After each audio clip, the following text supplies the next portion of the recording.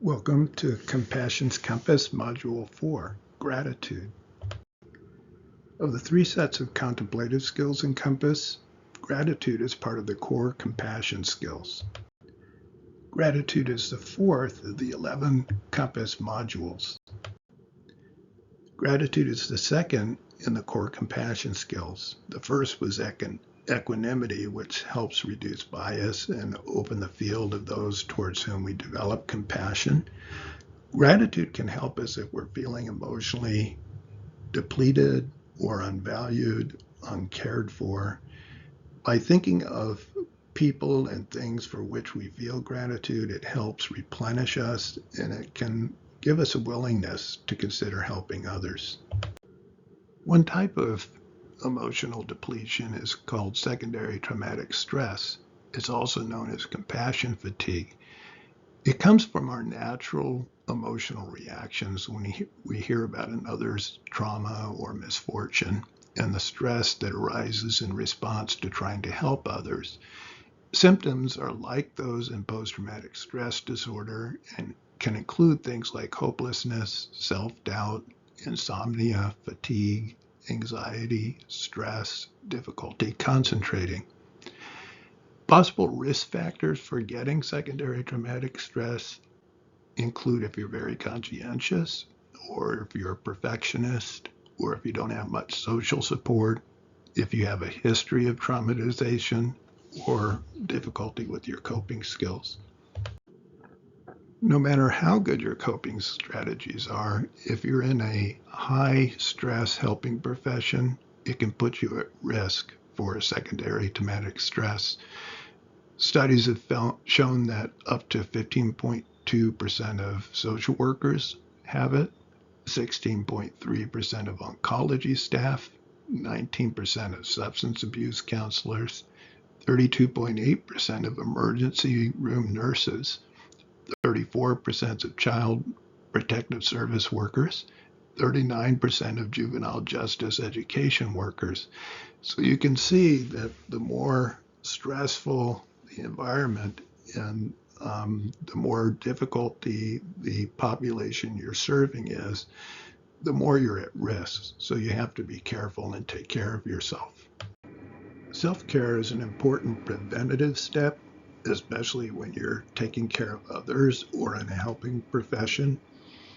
Strategies include things like setting realistic goals about your caseload and client outcomes, taking self-care breaks throughout your workday, getting enough sleep, exercise, relaxation time, and eating healthy food, maintaining positive personal relationships, getting professional support from agency and colleagues or family, friends, having good supervision. And if you need it, if you start getting symptoms, seek out psychotherapy or other forms of support.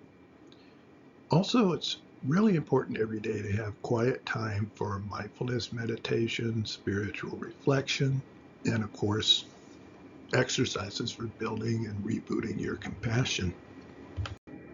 There are many benefits that come from adding a practice of gratitude to your day.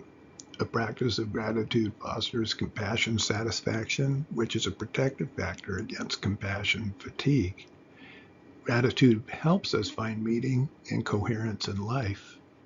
In one study, psychologists working with trauma clients experienced positive personal outcomes by focusing on resiliency, satisfaction, and growth despite the risk associated with trauma work. In another study, following a natural disaster, people who wrote the names of 3 people for whom they felt gratitude showed increased positive affect and work engagement and decreased negative affect during the time of the intervention. Resilience and gratitude are protective mechanisms. Resilience operates to prevent adverse outcomes, and gratitude may promote positive outcomes following trauma.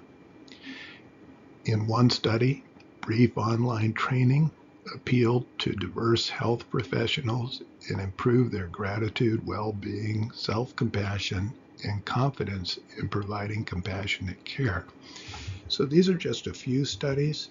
It's so easy to practice and it has such great benefits, it's worth your time. Gratitude can be defined as a recognition and appreciation of the help we have received that engenders thankfulness and a wish to repay kindness. It can counteract self-preoccupation, low self-esteem, and emotional depletion. It fosters hope, meaningful direction of wishing to help others, and thus confidence and fortitude. Whether you're a helping professional or just somebody who's helping others as you live a normal life, when you start to feel emotionally depleted from the care that you're giving to others, taking just a moment to reflect on people and things for which you feel gratitude can uplift you a little bit. It can replenish a sense of well-being. It is as easy as just counting your blessings, thinking of positive things in your life, and considering the people in your life who support you both directly and indirectly. Practicing gratitude each day renews a sense of having been cared for by many others, enhancing a willingness to continue to care. There's lots of research that shows the benefit of gratitude. It can increase happiness, confidence, well-being, and positive emotions. It improves relationships and social support. It makes us more optimistic, less anxious, and less depressed. It can improve our sleep. It even reduces blood pressure. And it can enhance overall health. It's good to start with a little bit of mindfulness practice, sitting comfortably, being aware of your breath, breathing in calm, breathing out your stress, breathing in well-being, breathing out any discomfort in your body, letting your feelings start to settle, letting your awareness focus on your breath in the present moment, letting go of thoughts for now, paying attention to your own wishes to feel happy and not to suffer, and recalling that the same is true of everyone else. Everyone's just trying to find happiness and avoid suffering. This helps bring the mind to equanimity. And then bring to mind somebody in your life for whom you feel gratitude. This can be someone you know in your present life who's been kind or helpful to you.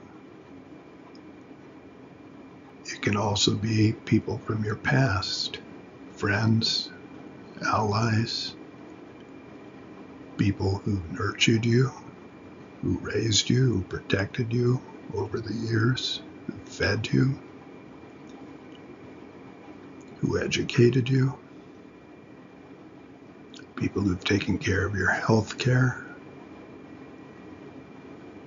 And you can extend it out to people you don't know, people who've helped build the buildings you've used, who've developed the technology you've used, who supply the food that has sustained you, the clothes that you wear, the protection in your community, anyone who's helped you directly or indirectly, people who've built the roads that you've used, the automobiles you've used. So actually all of us have been cared for directly or indirectly by many people, many of whom we don't know, or we wouldn't have survived. As you think about this, if you start to feel any sense of gratitude or appreciation, let yourself feel it for a while. And you can end the session with a wish to pay it forward. So So after gratitude, the next contemplation, which will be presented in Module 5, is on forgiveness.